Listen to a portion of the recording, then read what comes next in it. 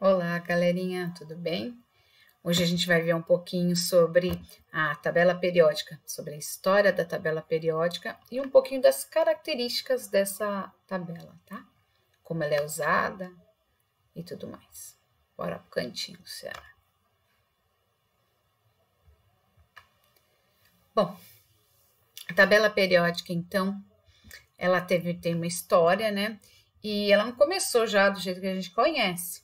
Então, o primeiro pesquisador, né, a falar sobre a periodicidade, a palavra periódico é uma coisa que acontece com regularidade, né?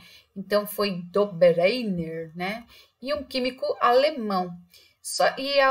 O nome da tabela dele chamava tríades, né? Que eram de 3 em 3 elementos químicos, eles tinham as mesmas características, né? Então, ele percebeu as características de 3 elementos químicos, tá? Mas ele não tem só dos grupos, dos 54 conhecidos naquela época, né? Dos elementos, ele só conseguia agrupar 9, né? Então, não foi muito útil, mas já percebia-se essa periodicidade, né? Essa característica que são características parecidas, tá? Então, isso aconteceu lá em 1829. Um pouquinho mais para frente, veio, em 1862, veio esse Chancortot, sei lá como pronuncia, né? Mas aí o que acontece? Ele fez um mais bonitinho, né? Ele falou sobre a periodicidade também e começou a classificar os elementos e formar uma tabela periódica, tá?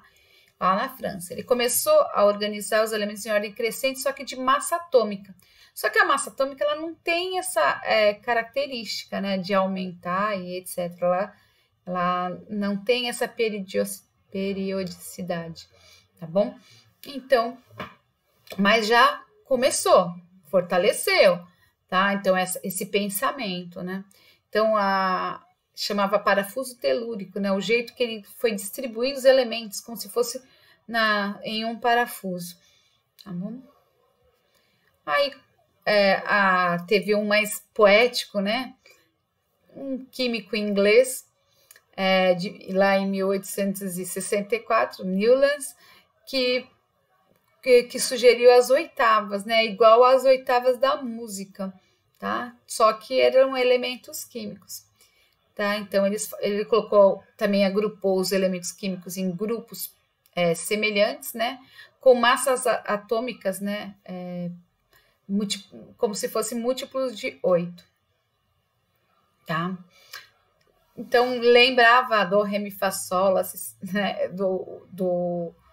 da música, certo?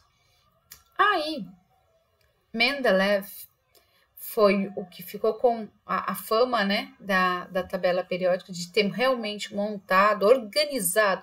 Na realidade, ele organizou, ele não descobriu nenhum elemento químico.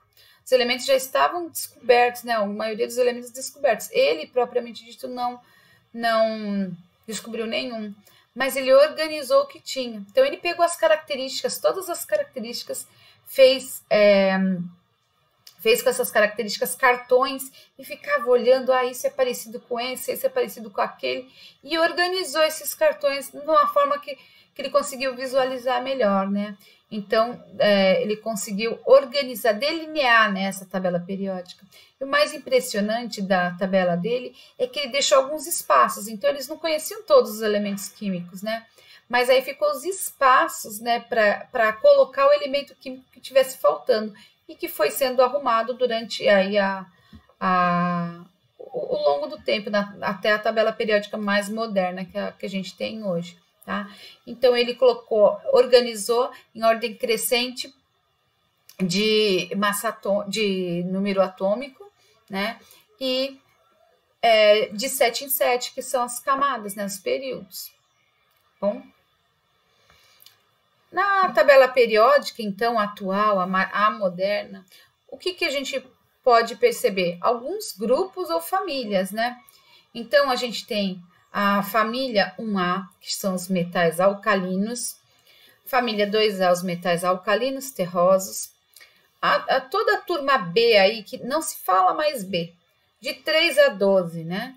Que é a família dos metais de transição,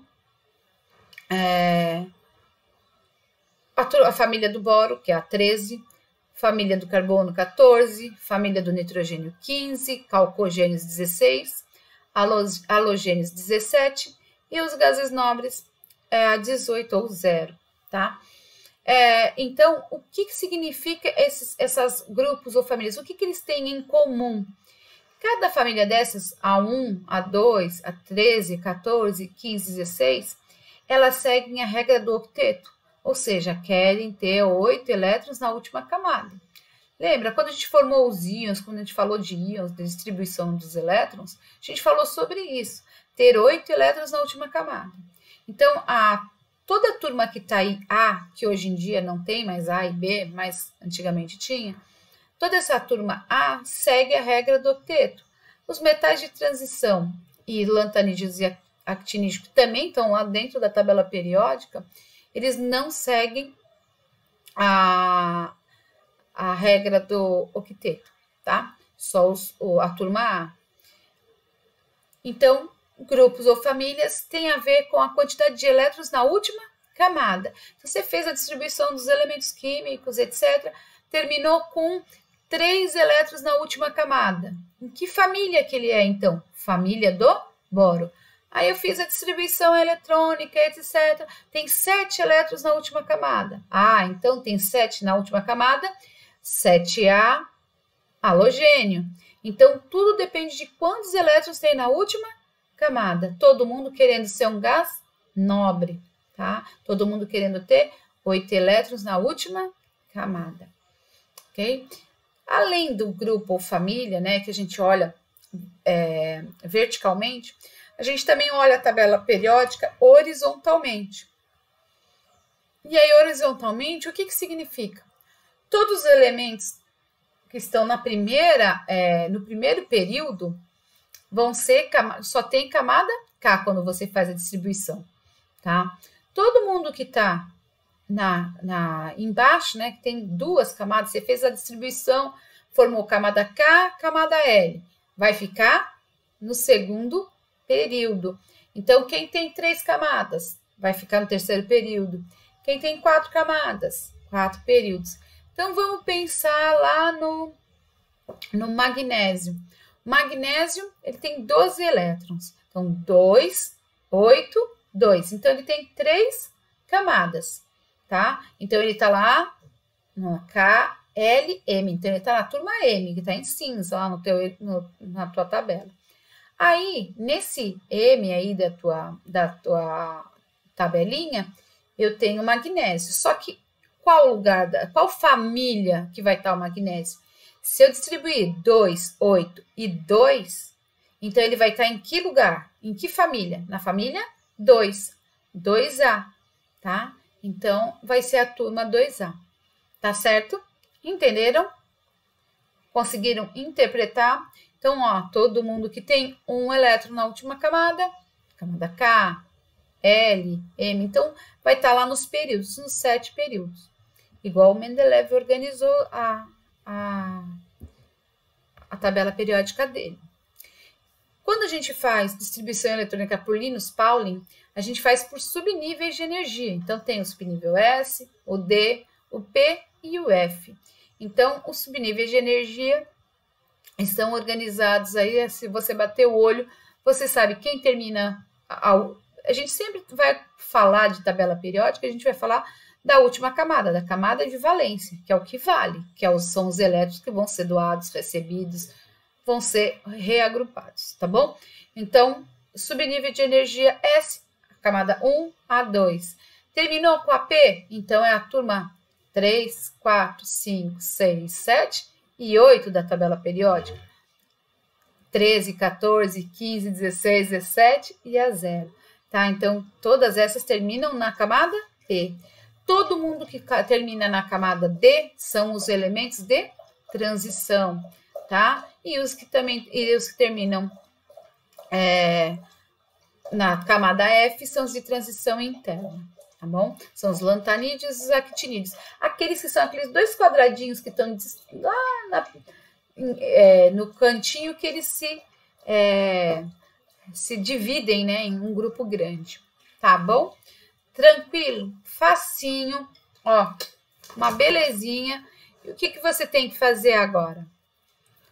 Agora você vai na sua casa, você vai desenhar uma tabela periódica ou vai fazer uma impressão de uma tabela periódica vazia. Você vai distribuir todos esses elementos químicos que eu coloquei aqui. Então, você vai dar um pause, vai anotar.